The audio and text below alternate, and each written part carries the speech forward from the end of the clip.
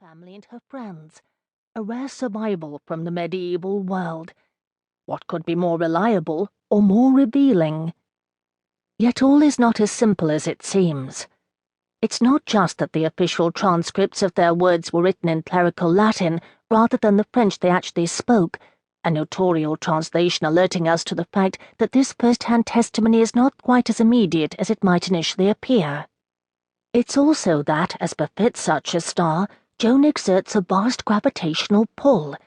By the time those who knew her spoke as witnesses in the nullification trial of 1456 about her childhood and her mission, they knew exactly who she had become and what she had accomplished.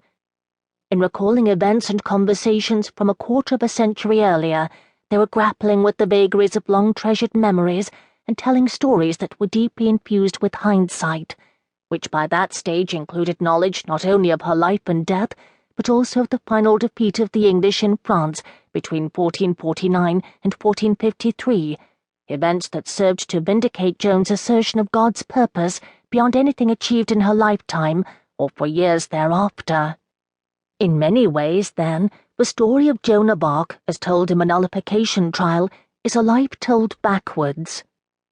The same could also be said of Joan's account of herself at the trial of condemnation of 1431. The unshakable conviction in her cause and the extraordinary self-possession that had brought her to the Dauphin's presence at Chinon in February 1429 only grew as time went on. We call her Joan of Arc, for example, taking her father's appellation, d'Arc, and transferring it to her, but that was a name she never used. Just a few weeks after her arrival at court, she was already referring to herself as Jeanne la Pucelle, Joan the Maid, a title redolent with meaning, suggesting not only her youth and purity, but her status as God's chosen servant, and her closeness to the Virgin, to whom she claimed a special devotion. And the sense of herself that she expressed at her trial was no neutral account of her experiences, but a defense of her beliefs and actions in response to prolonged questioning from hostile prosecutors intent on exposing her as a liar and a heretic. As such, it's a rich, absorbing, and multi-layered text, but one that is as difficult to interpret as it is invaluable. Unsurprisingly, the effect of Joan's gravitational field, the self-defining narrative pull of her mission, is equally apparent in historical accounts of her life. Most begin not with the story of the long and bitter war that had ravaged France since before she was born, but with Joan herself hearing voices in her village of Domremy in the far east of the kingdom. That means that we come to the Dauphin's court at Chinon with Joan rather than experiencing the shock of her arrival, and as a result, it's not easy to understand the full complexity of the political context into which she walked, or the nature of the responses she received.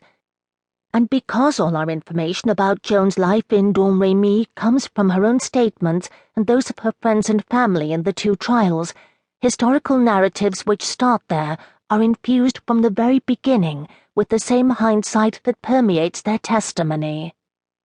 Distortion, then, is one risk, but beyond that, what lies at the center of this gravitational field is immensely difficult to read. On closer investigation it can seem, unnervingly, as though Joan's star might collapse into a black hole.